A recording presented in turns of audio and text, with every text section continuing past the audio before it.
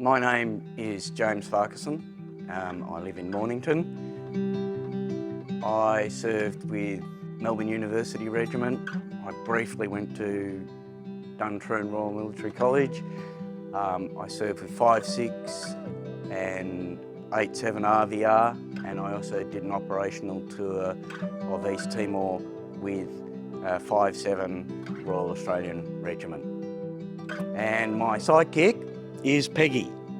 Peggy is a service and therapy dog, and she's provided to me through the Department of Veterans Affairs.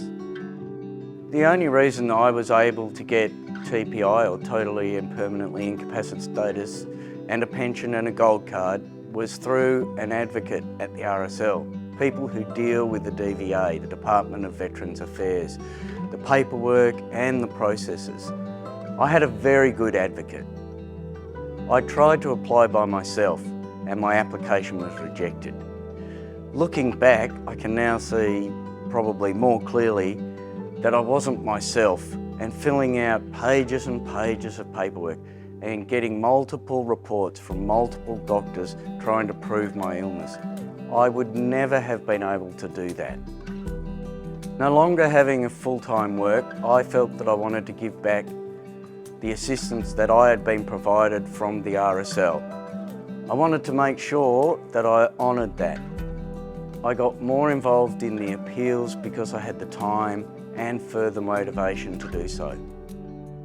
I find selling during the ANZAC Appeal actually physically and emotionally exhausting because of the PTSD from my service. But I enjoy it, and it's fascinating to be in that type of environment because of the people's stories.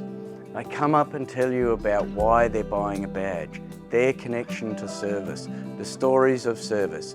So many women tell me stories about what their fathers did and the aftermath of that.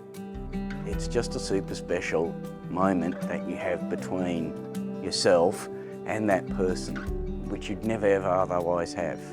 It's as vital for people to donate this year as it has been any other ANZAC Appeal. The need for the RSL to provide services to all the cohorts that it now has to care for is immense, and we depend on the appeal to be able to do that. All the money raised can only be spent on veterans' welfare.